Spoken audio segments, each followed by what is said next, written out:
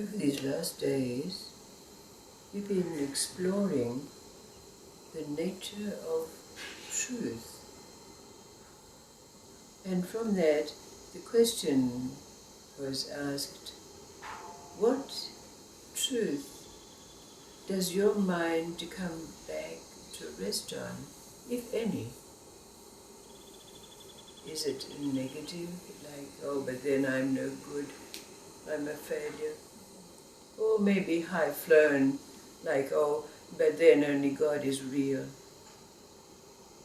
But then, if we move along from there, or dive deeper, we might say, as it is said, there's a question that also can be asked. The Divine Mother was asked a question once, and the question was, how do I know when it's my heart speaking and when it's my head speaking? And she replied, it's very simple. What comes first? And you'll note that in our opening little words, it's always the Om that comes first. The wholeness, the totality, that which cannot be separated, all sounds, all energies contained in it. And then peace, bringing our mind to rest in that, before bringing the three levels of existence together in happiness, peace, and bliss. But then there's a personal experience. People would sometimes ask me, how do you feel? What are you thinking when someone comes up your driveway carrying all their baggage? And I would oftentimes say, I see God working up the driveway, and then I see their baggage. But it was not always so. There was a time when someone would come walking up the driveway, and I would recoil and sometimes even gasp in horror as I saw and felt their pain, their anger, their suffering, their baggage. And then we would wade through that baggage to come to their God self, their essence. But the question can be asked, what is it that turns it around for us? What is it that comes, that brings us from seeing life in all its pain and suffering, and then seeing God, so to speak, or seeing God, wholeness, totality, whatever we might call it, first, and then seeing the baggage, the pain, the suffering. And it's so with stories too.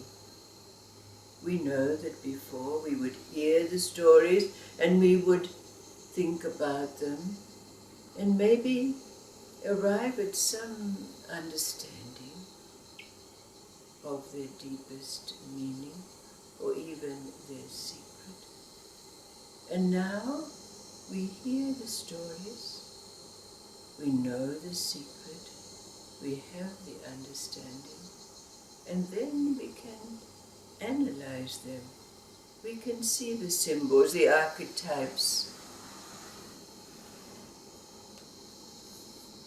And so we're tested with this story. It's the story of a young woman who was about to be married, and her mother had her wedding dress that she insisted that her daughter wear at her marriage ceremony. But the daughter had been to a boutique where she saw the wedding dress of her dreams and she wanted to wear that wedding dress. So they got into a very, very heated argument about that. Her mother insisting that she wear her wedding dress and the daughter wanting to purchase and wear her choice of a wedding dress. So during this heated argument, no agreement was reached. And finally, the mother, in anger, said to the daughter, "Get out, go to the devil." And so the daughter stomped out of the house.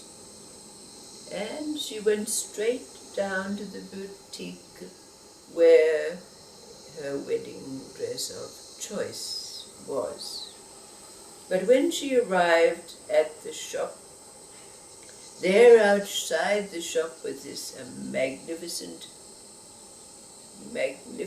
carriage with beautifully capacious horses out the front. And when she went inside the shop, there was a beautiful woman, obviously very, very rich, with an array of dresses laid out on the counter, including the dress that the young woman wanted for herself. She was aghast, and she got up her courage and she went over to the beautiful woman and she said, "Oh, there's the wedding dress that I wanted for my wedding." And the beautiful woman looked at her and said, "Oh yes, you are a beautiful young woman, and that dress would suit you very well. Perhaps I can buy it for you." Well, the young woman was greatly surprised and quite aghast at this, but the beautiful woman was very, very gracious and adamant about it. No, let I purchase my gowns and I will buy this frock for you, and you come back with me to my house and we will try it on. You can see for yourself how beautiful you are. So this is what happened. The gown was purchased, and the beautiful and gracious woman took the young woman in her carriage back to this magnificent mansion. And then the woman said to the young girl, "Come, go into this room and try on your wedding dress." And so the young woman was led into a room, and there in that room every wall was covered with mirrors. And she took off her simple outdoor garments and she put on her wedding dress and looked in the mirrors and she said, "Oh, I am beautiful." There was her gown with spangles and crystals, and she thought to herself, "If only I could stay in this place forever, forever looking at myself in all my beauty." But then, when she tried to get out of the door was locked. And that evening, as her mother awaited her arrival home, and she did not come, and the next day there was no sign of her daughter, the mother went to their local rabbi and told him that her daughter was missing, had not come home, and the wedding day was the very next day. So the rabbi said, "Go, wait, I will call you." And that night the rabbi asked for a dream to give an idea what it was that had happened to this maiden. And in the dream he saw what was occurring. And when he awoke, he called the bridegroom to him. And he said, "Your bride is in very great danger. She has been seduced by Lilith, the wife of Asmodai, the king of the demons. We must hurry." And so the rabbi took the young bridegroom in his carriage out of the village to a field. And there he stood the young bridegroom and drew around him with his staff a circle. And he said to the young man, "You must stay resolute in this place. Soon carriages filled with demons will come by and abuse you, shouting oaths and trying to spit upon you, but take no notice of them. Then there will be carriages filled with demons who will ignore you. Also, take no notice of them. But then a carriage will come by in which there will be a handsome young man, and beside him will be the king of the demons, Asmodai himself. You must engage with Asmodai. You must look him in the eye resolutely and not break your gaze, no matter what happens." And with that the rabbi said, "Are you willing to lay your soul on the line for your bride?" The young bridegroom said, "Yes." And standing in the middle of the circle, it came to pass exactly as the rabbi had said. Along came the demons, shouting and swearing and spitting at him, and he was able to remain resolute and unmoving.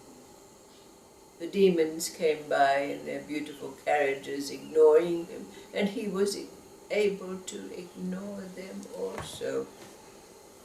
And then came the carriage with the handsome young man and the king of the demons. The young bridegroom fixed his eyes on the eyes of Asmodai, and as he'd been told by the rabbi, he challenged Asmodai. "Why are you taking my bride? She belongs to me." And Asmodai explained that his bride had met Lilith, his wife, and been seduced, and it had been decided that she would wed his son, the handsome young man sitting beside him.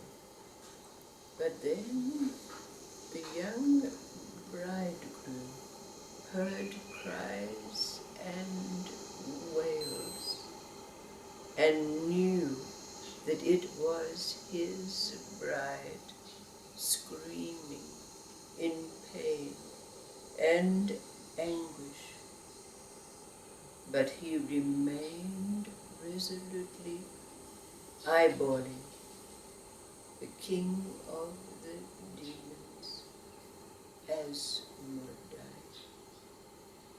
As the young bridegroom was engaging Asmodai, linked eyeball to eyeball, the rabbi and others of his ilk came to free the young woman who was bound head to foot and in pain, her beautiful wedding gown covered with worms and maggots. They stripped her of this garment, and she was freed.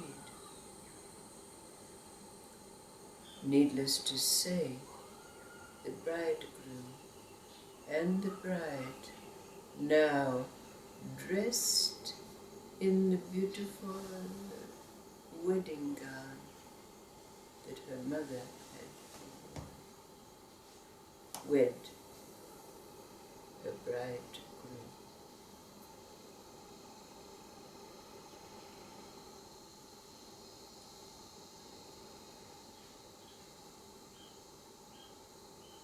What is it that comes first for us now? Moving on from the need to have a roost of some truth that our mind comes to rest on,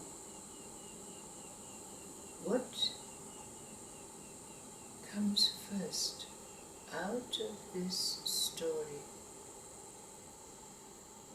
before our mind comes in and puts the pieces together, the meaning of the various elements, the symbols and the archetypes, to bring understanding and awareness. What is it that comes first for us?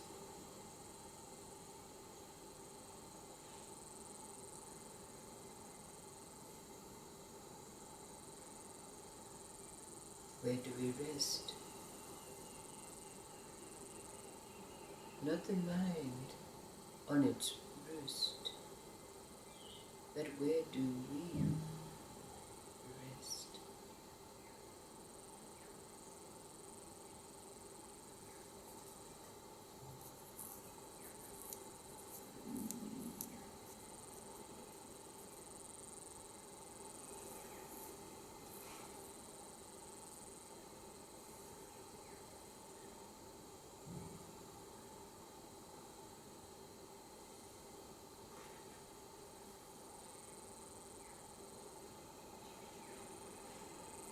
I call it the secret. It's contained in every story. Every story. Everyone's story. Existence's stories.